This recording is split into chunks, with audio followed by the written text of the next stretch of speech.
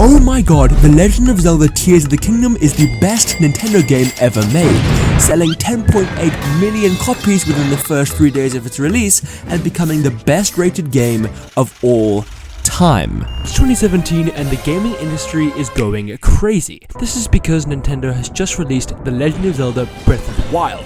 It was described as a masterpiece, phenomenal, great, amazing, no one could ever top this ever. It was nuts. But after playing Tears of the Kingdom 6 years later, I now realize Breath of the Wild pales in comparison, because Tears of the Kingdom blows it out of the water like you would not believe, and there are 4 reasons why. The reason I don't call Tears of the Kingdom a sequel is because compared to its predecessor, the experiences are so dramatically different. It feels like it's a completely different branch within the franchise, and I find that is nowhere more apparent than in reason number 1, the combat. Even though most of the core mechanics remain the same, in Tears of the Kingdom, it is implemented in such an exciting manner. For example, I'm walking around and stumble across a camp of enemies.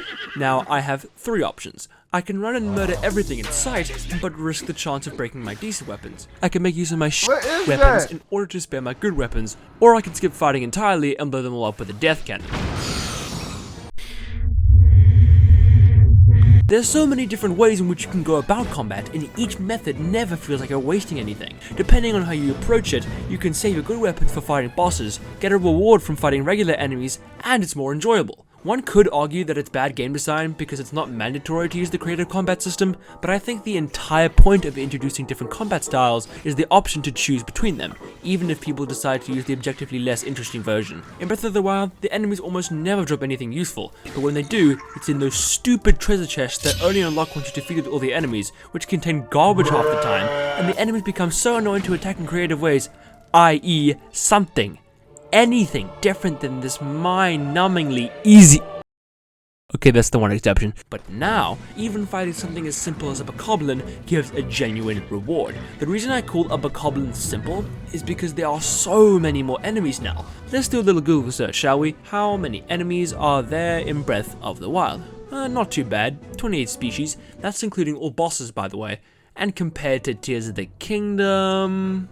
You see what I mean? It isn't just that there are more enemies now, it's also that they aren't as stupid as they were in Breath of the Wild. They don't just stand around while you fight their friends, they protect each other, they attack with each other, they still throw each other. It's nuts. The enemies as a whole are so much more interesting to fight, especially these enemies that steal your health from you. These enemies add a real sense of danger to exploring the depths. Even one hit from any of those enemies pose a genuine threat, which naturally would make you avoid them. However, they drop extremely useful materials called zonite. Since the number of enemies has almost quadrupled, it does beg the question of the weapon system. Although the core weapon types remain the same, there are a few crucial details that I think are not nearly talked about enough. Number 1 being fuse. Nintendo.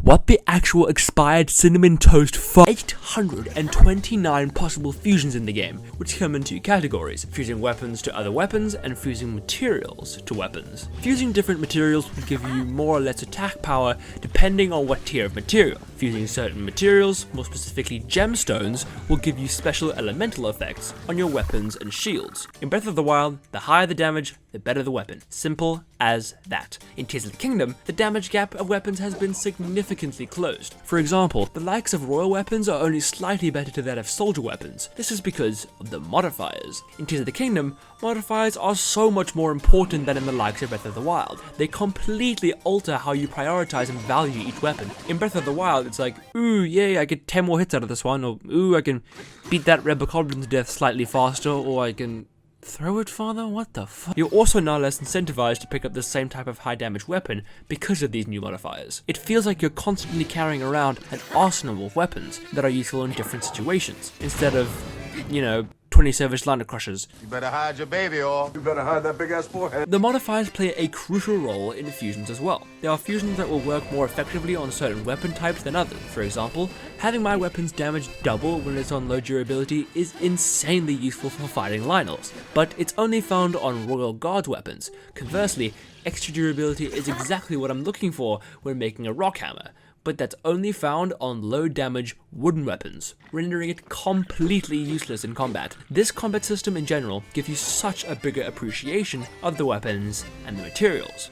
Which brings me to number 2, materials. In Breath of the Wild, you build up a horde of food and monster parts that are only useful for 1 or 2 purposes. Even most of the food inevitably becomes obsolete when you find an armor set that gives you the effect you're looking for. But now, in Tears of the Kingdom, you get a newfound appreciation for monster parts and any other feasible material. Korok leaves, monster parts, and mushrooms, all essentially useless in Breath of the Wild, are now permanent staples in my inventory because of the new weapon fusions. The cooking has also been significantly reworked. Things that give you bonuses like elixirs and certain dishes have been buffed, so now they are actually worth the time and effort of cooking them. You can also attach materials to your arrows, and I wish for this feature to be vaporized from my brain. Breath of the Wild made switching between arrow types super quick and easy. Literally 2 inputs and you could choose between fire, bomb, electric, normal, or ancient arrows. Meanwhile, in Tears of the Kingdom, I have to scroll through every conceivable item in my inventory. It's a cool feature, yes, but is it really worth pausing the entire fight for upwards of 10 seconds just to scroll to some random material? Don't get me wrong, there are some really cool fusions to put on your arrows. For example, a ruby upon impact being the equivalent of a nuke. Conversely,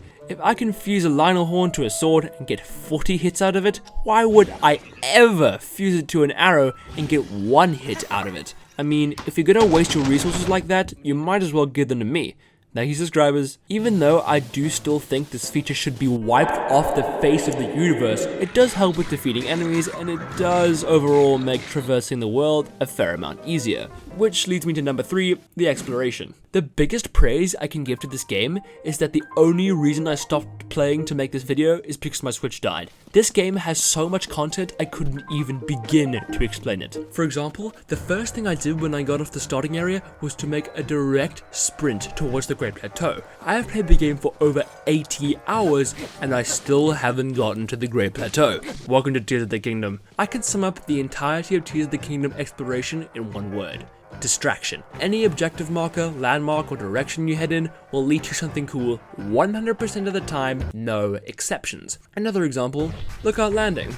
That tiny little base in the middle of nowhere has 10 side quests, an underground bunker, a stable, a tower, 4 side adventures, a goddess statue, 6 main quests, and over 20 NPCs. It might sound like I'm spoiling too much, but keep in mind I just showed you this much, like this much of this. There is this constant feeling of helplessness because there are an infinite amount of things to do. How could you possibly pick just one? There have been multiple occasions where I've sat there and thought to myself, wow, I will never beat this game. And that is coming from someone who has speedrun 100% of Breath of the Wild multiple times. Tears of the Kingdom isn't fun because you can attach a bomb to your shield and jump around like a monkey. It's fun because you can do all that cool stuff and come across 100 different things by complete accident. It is nearly impossible to explain this feeling to someone that hasn't played Tears of the Kingdom. But the crazy thing is that I can do this all day. Content never runs out. Almost everything around you is made to make exploration easier. Breath of the Wild's exploration was still fun, don't get me wrong, however, it did become a bit tedious at times. Breath of the Wild's exploration is fixated on, look over there, you see that mountain? You can climb that. Wow! Assuming it's not raining, of course. And assuming you have enough stamina upgrades. And assume if I get to the point where I see a mountain and say, oh yeah, I'll climb this stupid mountain later, in a game which one of its biggest selling points is climbing mountains, we up somewhere. That sentiment is completely thrown out the window in Tears of the Kingdom. You can attach a rocket to your shield. You can use Ascend to teleport the entire mountain. You can use Recall on one of those weird sky rocks. The core mechanics of traversal, being swimming, running, walking, climbing, and gliding, have become mere suggestions to what is actually possible. They've removed all the annoying stuff, and all we're left with is that stupid shrine BP radar thing. Stupid piece of shit. It annoys me so much because 1, I'm not an idiot, I can find the stupid shrine myself, and 2, exploring one area directly makes exploring the next one easier. Oh, brother, this guy stinks! You're on the surface and what do you see? Sky Islands. To get to those Sky Islands, you use the towers across the map that shoot you into the sky. And to find other Sky Islands, you need to unlock more towers. And what's the best place to find towers? The sky, you idiot! Or maybe you're exploring the sky and you find a map of the depths, which helps you explore and find important areas which yield important armor, upgrades, and materials that help you explore the other 2 areas of the map. Exploration breathes exploration. Number 4 is the runes. Almost all of the runes and tiers of the kingdom are direct upgrades to that of Breath of the Wild. For example, Magnesis and Ultra Hand. With Magnesis, the most creative thing you could make was a bridge or a catapult.